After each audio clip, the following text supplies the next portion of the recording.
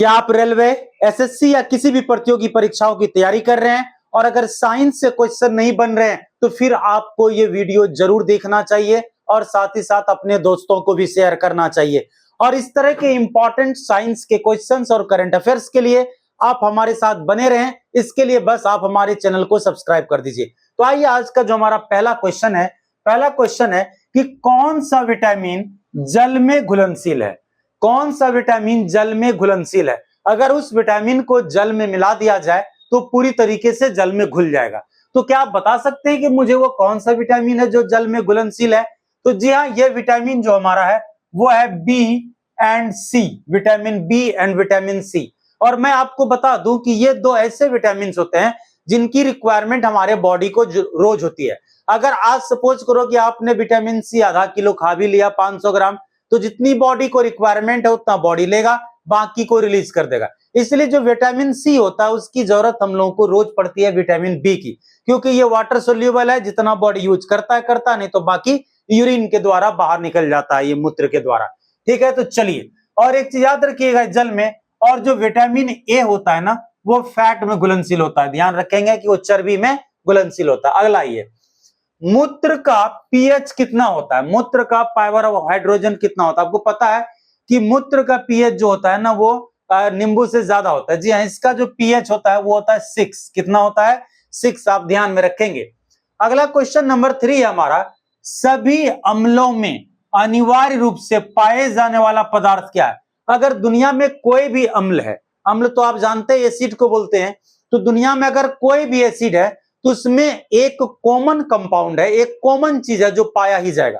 क्या आप बता सकते हैं कि दुनिया के हर एक एसिड में वो कौन सा चीज होगा जो पाया ही जाएगा? तो जी हाँ, उसको हम लोग बोलते हैं हाइड्रोजन। हाइड्रोजन, क्या बोलते हैं उसको?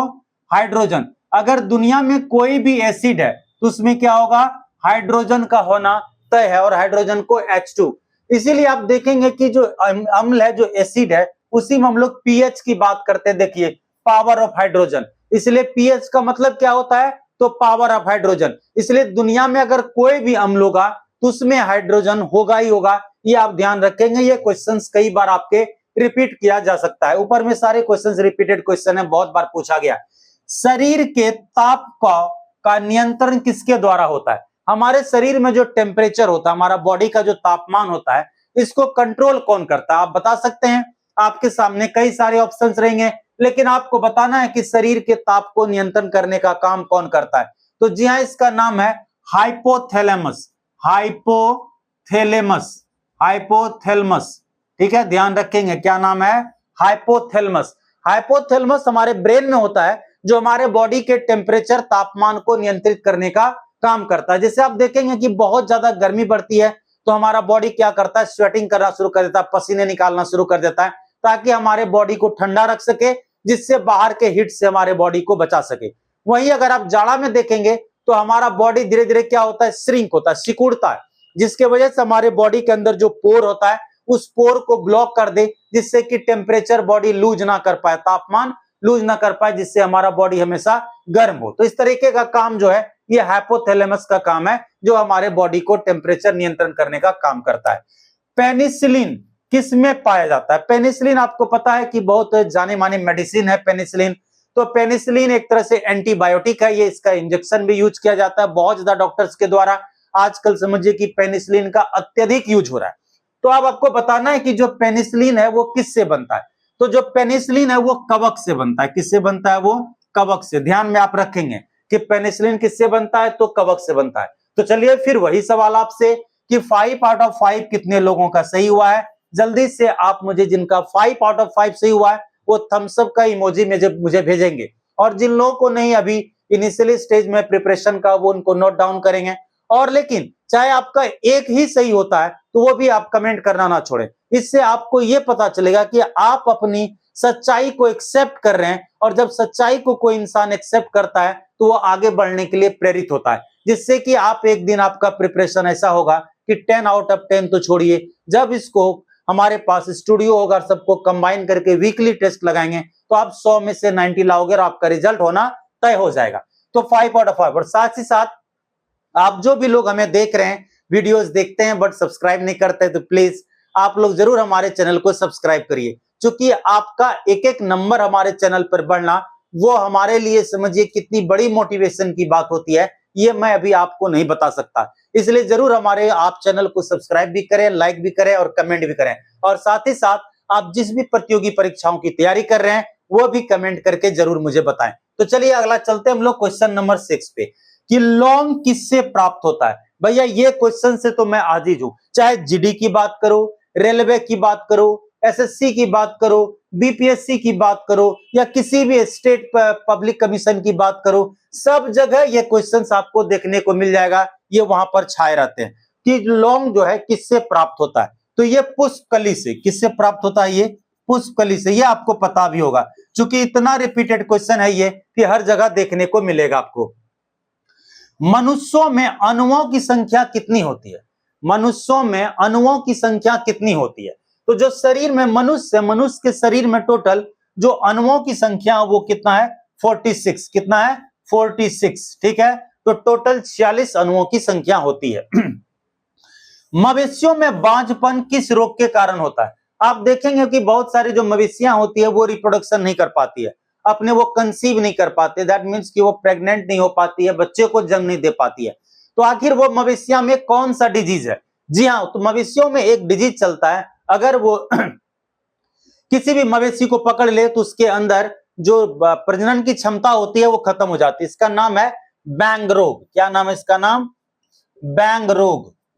बैंग रोग के कारण से अगर आपके घर में कोई मवेशी हो, अगर वो बांझपन का शिकार है, तो आप समझ लेंगे कि उसको कौन सा बीमारी है, तो बैंग रोग की बीमारी है, जिसका कि ट्रीटमेंट करवाना आपको जरूरी है। और आजकल तो आप जब डिजीज आपको पता चल जाए तो आप मेडिसिन कहीं से भी परचेज कर लोगे। आइए अगला क्वेश्चन हमारा, दूध से दही के रूप में जमने का कारण क्या होता है। आप जो दूध होता है उस दूध में अगर आप दही थोड़ा डाल देते हो और वो दूध बन जाता है दही, तो आप बता सकते हैं कि दूध जो है वो दही से क्यों जमता है, इसके पीछे क्या रीजन है। हालांकि ये क्वेश्चन तो आप कहोगे कि सर क्या ये 5 पैसे वाला आपने क्वेश्चन पूछ दिया, ये किसको नहीं आता है। बिल्कुल सही बात, ये क्वेश्चन सभी को आता है, लेकिन फिर भी मेरा पूछना काम है, एग्जाम्स में पूछे गए, कई बार रेलवे में एग्जाम्स को जीडी में रिपीटेशन किया गया है, इसलिए मेरा तो काम है आपको नौकरी तक पहुंचाना और साथ ही साथ आपको इंफॉर्मेटिव बनाना। तो जी हाँ, इसमें एक बैक्टीरिया होता है दही में, और वही बैक्टीरिया जमते जिसका नाम है लैक्टोबैसिलस। लैक्टोबैसिलस। आपको पता है ना कि लैक्टो जो है शुगर का टाइप है, जैसे लैक्टो होता है, फ्रक्टोज होता है, सुक्रोज होता है, मल्टोज होता है, ग्लूकोज होता है, ये सब क्या है, चीनी का रूप है। तो इसमें जो ये लैक्टोबैसिलस, एक्चुअल में बैक्टीरिया का नाम क्या हुआ, बैसिलस। लेकिन ये जो बैक्टीरिया है तो जो खाने के लिए इसको चाहिए लैक्टो, और दूध में होता है लैक्टो जो मिठास, तो ये बैक्टीरिया का भोजन ही मिलता है दूध में, जो कि लैक्टो होता है, जिसकी वजह से दही आपका खट्टा हो जाएगा, लेकिन दूध में क्या होता है, मीठापन होता है, क्योंकि दूध में लैक्टो नाम का शुगर होता है।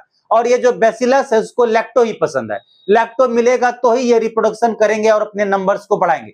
इसीलिए क्या करता है, जब दूध में लैक्टो को, बैसिलस को डालते हैं तो ये बैसिलस दूध से लैक्टो खाना शुरू कर देता है और रिप्रोडक्शन करना शुरू कर देते हैं, और उसी का जो अच्छा बच्चा है वही बन गया दही, वो जम जाता है। तो इस तरीके से दही को अगर हम लोग माइक्रोस्कोप से देखें तो पूरा उसमें ऐसे ऐसे करते हुए पिल्लू बैक्टीरिया नजर आएगा, लेकिन जो दही का बैक्टीरिया होता है ना वो हमारे बॉडी के लिए बहुत फायदेमंद प्रोबायोटिक बैक्टीरिया होता है। ठीक है, ध्यान रखेंगे। अगला क्वेश्चन है, किस शैवाल से आयोडीन प्राप्त होता है। अब देखिए कुछ ऐसे प्लांट है, आज तक आपने देखा होगा कि समुद्र के जलों को गर्म करके, वाष्पीकरण करके उनके पानी को हटा दिया जाता है, और साथ ही साथ जो सॉल्ट बचता है उस सॉल्ट को प्यूरिफाई करके हम लोगों तक पहुंचता है। लेकिन जी हाँ, एक ऐसे प्लांट भी हैं उसमें भी आपको मिल जाता है आयोडीन। अगर उस प्लांट को भी खाएं तो आपके शरीर के जरूरत के हिसाब से आयोडीन की रिक्वायरमेंट पूरी हो जाएगी। इसका नाम है लिमेनेरिया। लिमेनेरिया, ठीक है, इसका नाम क्या है, लिमेनेरिया। लिमेनेरिया जो है ये एक शैवाल है और इसमें आपको आयोडीन मिल जाएगा, इसलिए लिमेनेरिया कहीं पर मिले, अगर आप खा लेते हो तो वहां से भी आयोडीन पूरी हो जाती है। तो ये बहुत ज्यादा इंपॉर्टेंट है चूंकि साइंटिफिक पॉइंट ऑफ व्यू से। तो चलिए आपको बताना है कि किसका 10 आउट ऑफ 10 सही हुआ या फिर किसका 10 आउट ऑफ कितना सही हुआ, और जिनका 10 आउट ऑफ 10 सही हुआ वो मुझे फायर का इमोजी भेजेंगे। और साथ ही साथ अगेन मैं आपसे कहना चाहूंगा कि हमारे चैनल को सब्सक्राइब करें, लाइक करें, और साथ ही साथ रोज आपके लिए साइंस और करंट अफेयर्स के 10-10 बहुत महत्वपूर्ण क्वेश्चंस जो आपके एग्जाम्स में जिसके पूछे जाने की संभावना 100% है, जो मेरा ये 10 साल 12 साल का एक्सपीरियंस करा। तो बस आज के लिए इतना ही, मिलते हैं कल फिर आप लोगों से, तब तक के लिए thank you very much, see you tomorrow.